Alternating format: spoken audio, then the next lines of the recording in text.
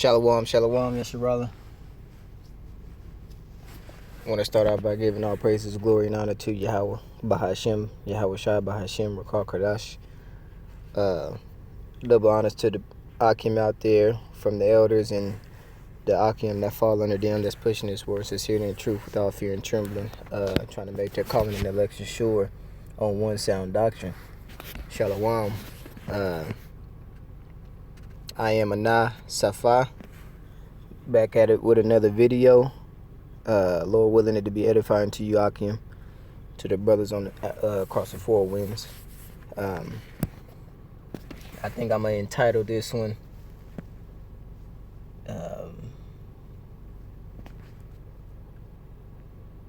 haven't really got a title yet, maybe on the lines of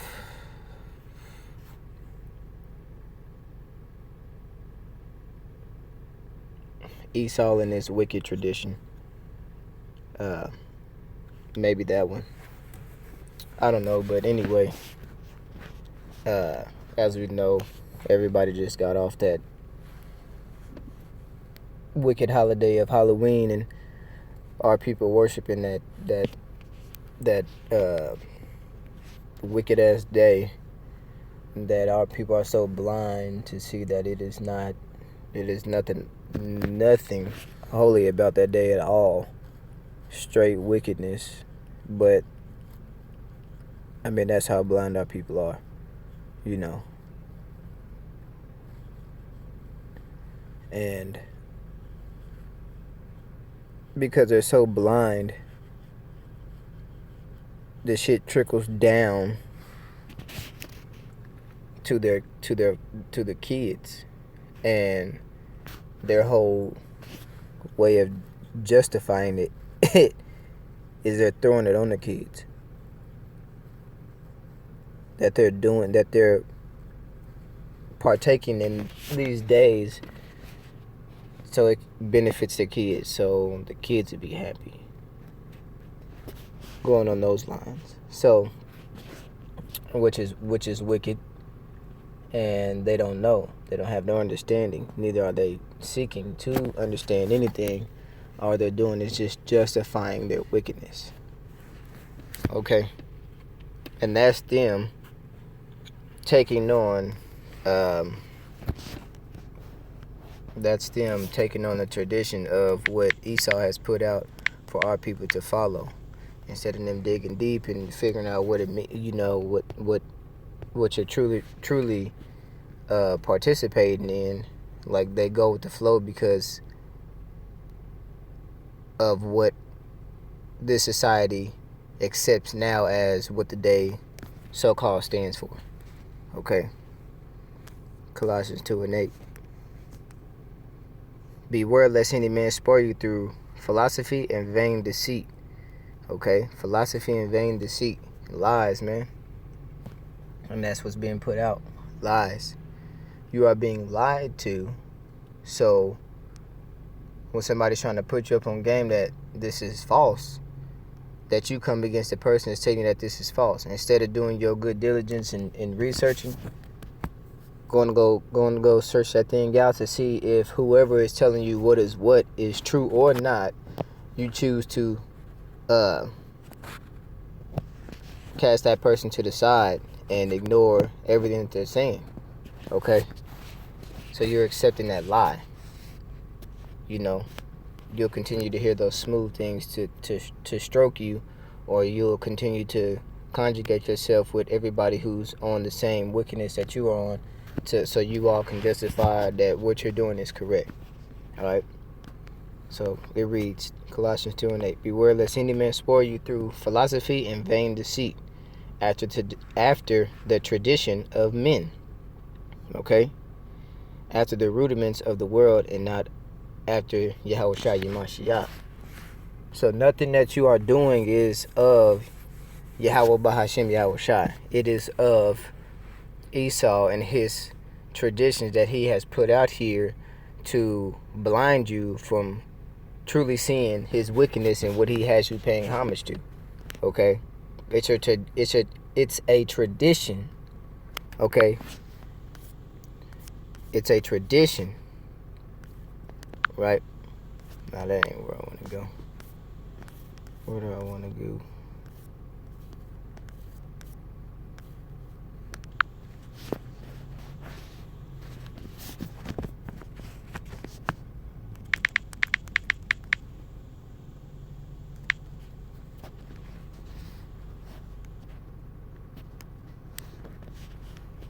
A tradition is a statement, belief, or practice handed down from generation to generation. And that's what has happened. This tradition has been passed down from generation to generation, but the true meaning of the tradition didn't follow. It was changed, and therefore people ran with what it is now to make it good for the world, so they can continue to do it year after year. I mean, hell, you fucking it's Halloween full of damn zombies and witches and dead people and just all kind of folly, man. And you supposed to be scared and going to haunted houses and stuff like that, and you put your kids in that, but the Bible speaks contrary to that. You pumping fear into your kids, and we're not supposed to be scared according to the scriptures. You know, he didn't give us a spirit of fear, right?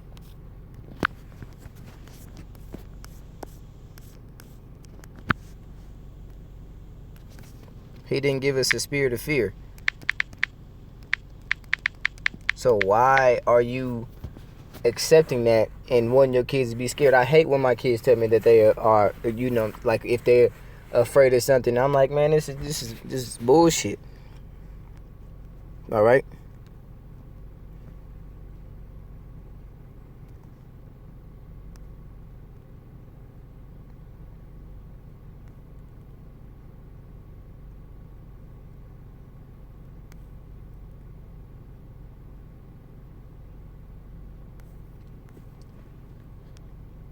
All right, let's go to that. This is 2 Timothy 1:7.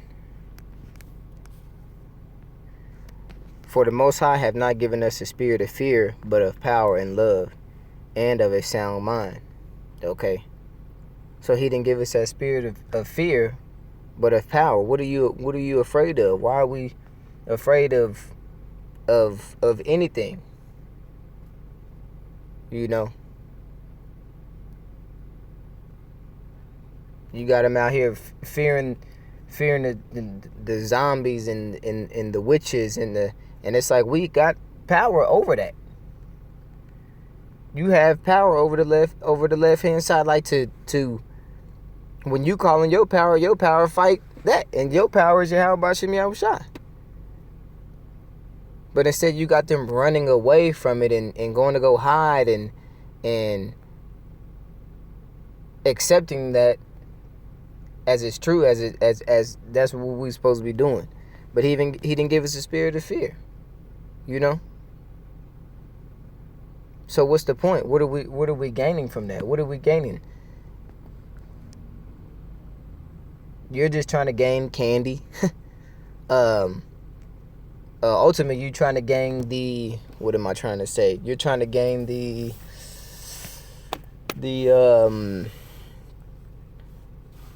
I don't know, the satisfaction. You're trying to gain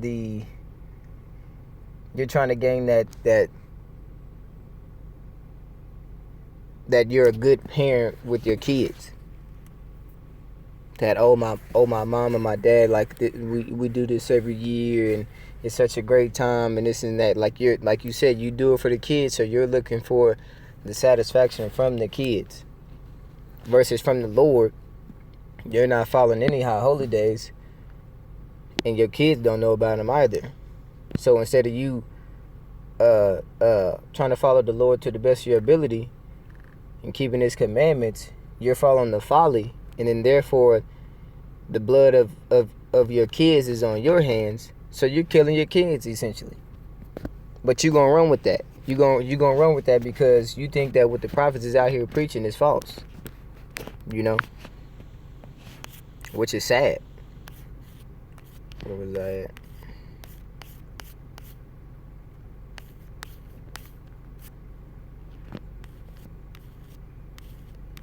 Where? Oh, way up here.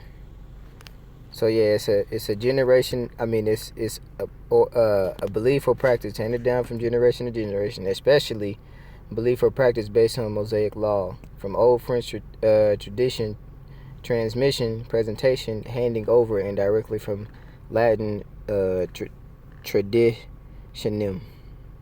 All right, delivery, surrender, a handing down, a giving up, a noun of action from past particle stem, deliver, hand over from, trans over, there, to give, where is it I'm looking for?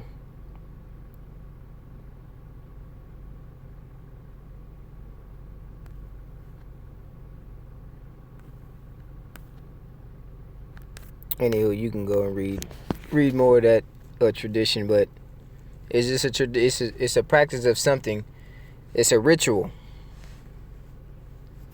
It's a ritual that you're partaking in, and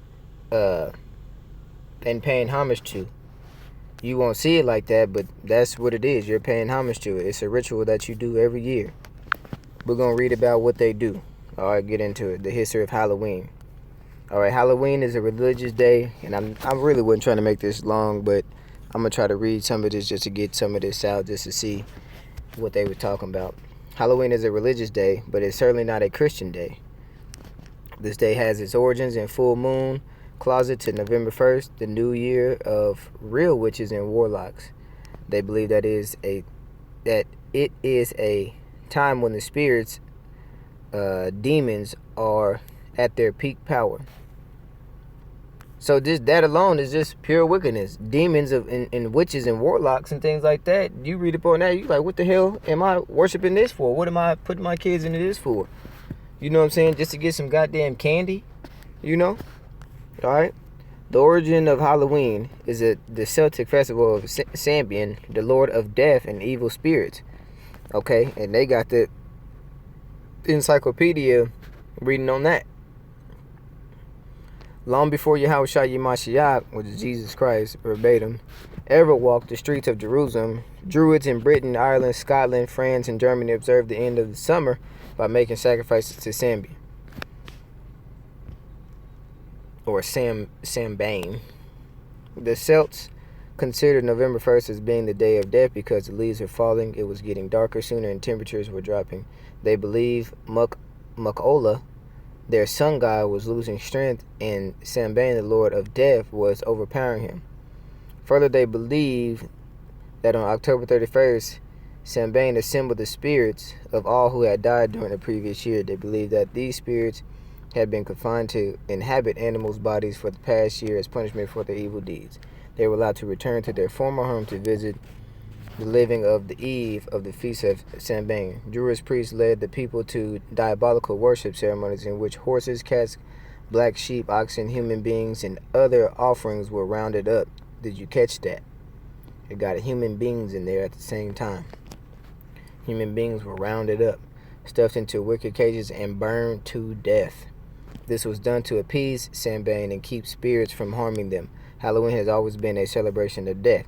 So if it's always been a celebration of death, then what the hell are people out there celebrating it for as if it's a positive thing? You niggas out here ain't reading, man. You ain't searching this thing out. It's always been a celebration of death. Look at the so-called Ishikarites, man. They got Dia de los Muertos, man. Day of the Dead, where they worshiping the dead they damn self. Come on, man. Here's another they have several different things that fucking wicked ass druids was doing on Halloween. This is the origin of bonfires, and where bonfire actually comes from. Bonefire, which was all that was left after the sacrificial ceremonies were ended. Remember that next time you decide to have a bonfire at a social gathering. Okay, let me get to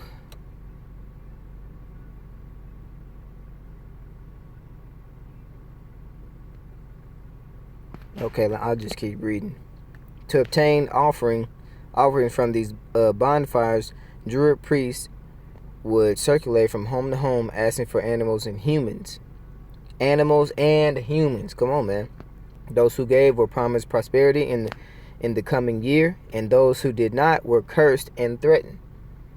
So that's what a curse is. When somebody curses your family, or curses your home, or you know what I'm saying, things like that. That's what a curse is. Not people using harsh words and calling that curse words or so-called profanity. Okay? But they were cursed and threatened. Alright? It was believed that all of the wandering spirits would get hungry, so you could appease them by setting out a treat, and thus avoid the pranks they would otherwise play on you. Thus we see the origin of trick or treat. Okay? So it's just so much wickedness. When you read about this, man, it's just wild. You know, you got your kids out there and saying trick or treat, and you don't even know what it stands for. What they did back there in when they was conducting this wicked ass shit, man, gathering up people and killing them. You know what I'm saying, and sacrificing them up to some fucking death god. You know, on the left hand side, witchcraft and warlock. But in society today, the person that tells you that that's wrong, you will be upset with him, man. And that's very sad. That's sad. That's just another sad thing, you know. And I say that a lot because our fucking people are dumb, man. They are ignorant. I ain't even gonna say dumb. That means you can't speak. But they are very, very ignorant. All right, very ignorant to Satan's devices. All right. It says when you give out candy, I skipped this whole paragraph. I came down here. When you give out candy to the trick or treat mob, you are participating in a druidic practices. In actuality, you are stooping to idolatry. In setting a carved pumpkin with a light in it, you are participating in the faith of witches. So that's what I'm saying. It's a tradition. It's a ritual. That's what our people are involved in, man. You know. And y'all have to come out of that. Lord willing, you will. Who knows? I mean, it is what it is. If you do, if you don't, you know what I'm saying? We out here trying to gather the elect. So, like I said, we in this war, information war, and we got to keep pushing this truth out, man. Y'all just got off that wicked-ass holiday, you know, and you on the plantation talking to Jakes, and then they like, well, I do it for this, and I do it, and I don't do it while they say it, but I do it because of this. You're still justifying it, man. You still going out and participating, and then you going to go buy a punk-ass fucking costume that you spending your fucking money that you need on some other shit. You going to go spend it on some fucking shit that don't even matter, man. Excuse my French. But you spending it on things that don't even matter, you know what I'm saying, in the end. You know? Like, man. It's sad, but it is what it is, you know? So I'm going to go ahead and stop it right there. I'm going to go ahead and close, man. Like I said, giving all praise and glory and honor to Yahweh Bashim Yahweh Shah, Bahashim Rukal Kadash. Double honors to the elders and the apostles, man. And these Akim out here that's before me, who's pushing this word in sincerity and truth, you know what I'm saying? Who are preaching this word in one sound doctrine, man. Week in and week out, man. Every day trying to get this truth out. Push it out as much as we can. That vibration, you know what I'm saying? Pushing it out, pushing it out, pushing it out, pushing it out on this unicorn, you know, so it can go across the four winds on this internet, man. We gotta stay humble, and we gotta keep pushing. And with that, man, I'm gonna say shalom.